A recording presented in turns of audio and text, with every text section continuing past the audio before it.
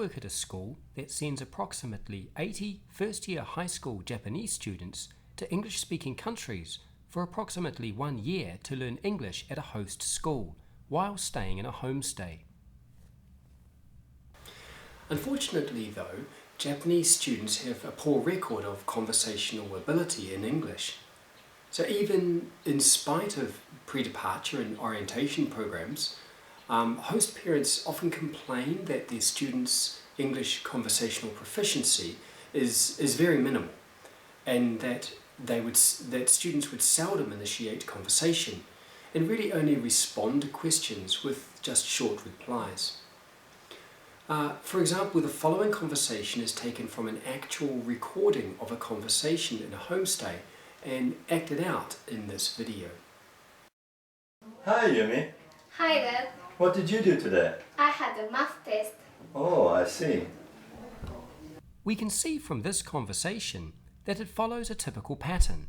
That is, the initiation is by the host, the response is by the student, and finally, the follow-up move is by the host again.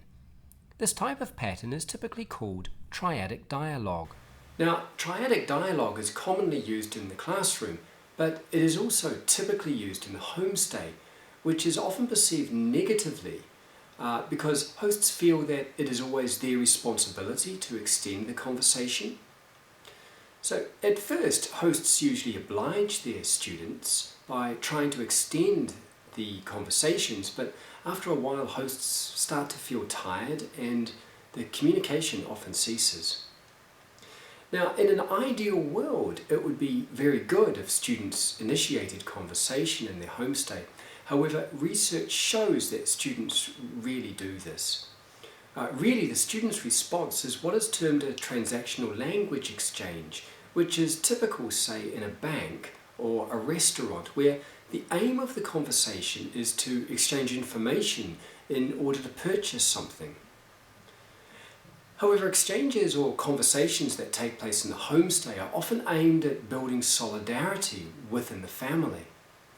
So, given that Japanese students often don't perform well in conversations when overseas, I thought that it would make sense to take more advantage of the second or response move within triadic dialogue. I used a genre-based approach which concentrates on the social and cultural context in which language is used. There are 3 stages involved in a genre-based approach. The first is building knowledge of the field. For example, the teachers would have the task of scaffolding relevant vocabulary and assist students to analyse particular topics, such as cross-cultural issues or power relations or gender, etc. The second stage is referred to as the joint construction of knowledge, where teachers would work with students to identify the textual structure or reflect on the purpose or purposes of the text. The final part is the independent student construction of knowledge, where students create their own text based on the models and experiences gained in the first 2 stages. It is in this independent or final stage that students take control of their language learning, as well as play and experiment with language. From a genre-based perspective, the IRF pattern is really ideal because it provides a clear structure that can be easily deconstructed to position an educational tool under examination in this project termed quadratic structure or QS. Quadratic structure or QS consists of 4 stages. A general answer, G, details, D, a personal experience that includes one's feelings or an anecdote, F, and finally a conclusion, C, that can take the form of a comment or a question back to the listener. Now, let's have a look at a conversation that was taken after 16 weeks of practicing GDFC. So, what did you do today? Actually, I had a math test. It was 1 hour test. Yes, quite long. I think I did well. but there were some questions that I didn't answer. Some of my friends in the class also said it was difficult. I think I might get my score tomorrow. So what did you do today? If we have a closer look at this conversation, we can see that student 2's first sentence, I had a maths test, provides a general or direct response to the initial question. The general part functions to introduce the student's response. Now, it is this stage that most Japanese students seem to end their conversation. The second sentence layers the general response by providing details, in this case how long the test was. The third sentence provides the student's feelings. The final sentence, what did you do today, functions to conclude the student's turn. So, overall, this example of a genre-based approach structures the second move of the three-part IRF structure as a continual and uninterrupted flow of information. And it also frames the exchange with the implicit intention of creating solidarity with student 1. The study that this project addresses is the way in which direct instruction in genre-based analysis affected students' conversations in the classroom before going overseas. Specifically, the approach taught students to analyse and practice quadratic structure so that they could extend their second move in the IRF pattern. In this project, there were 84 Japanese first-year high school learners of English.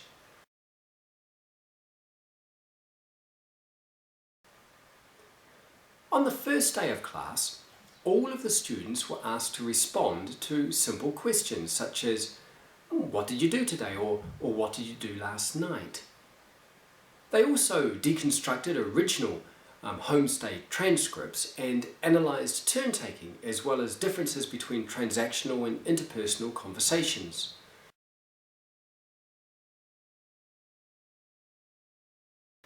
Importantly, they also labelled the parts that made up triadic dialogue and the parts that were included in quadratic structure. Pryde is comic, but I can't tell Japanese. You can start another conversation from here. Students then constantly practiced the QS with their partners, led by a student who acted as the Could you teacher. please make roles for the conversation? Today's topic is ideal person. Please start. Students who had particularly rich conversations were asked by the student teacher to model them again for the whole class, so that the class could quickly take notes and then reconstruct them in pairs and then groups.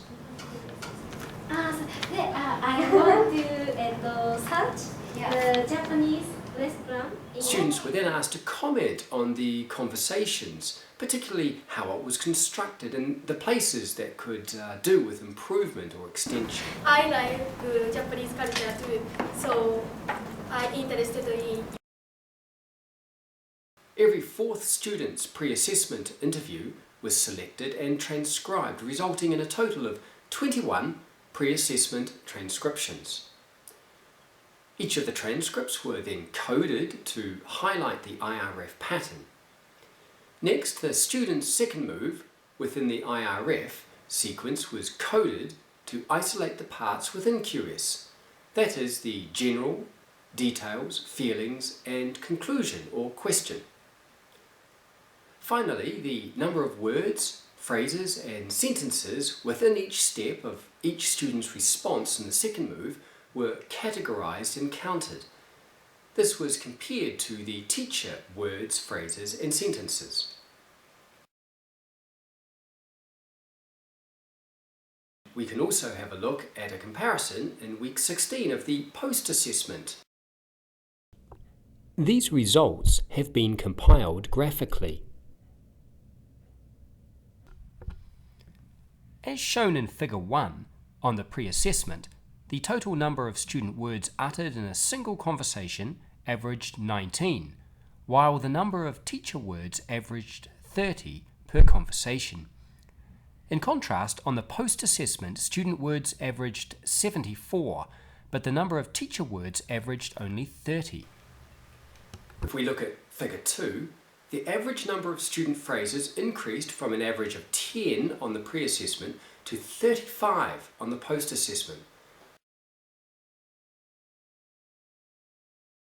while the average number of teacher phrases on the pre-assessment decreased from 14 to 4 on the post-assessment.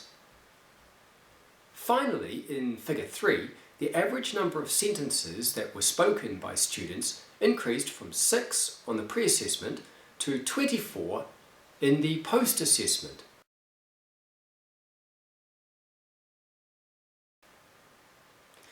We can see in each of the figures in the pre-assessment that the teachers spoke 1.5 times more than the students.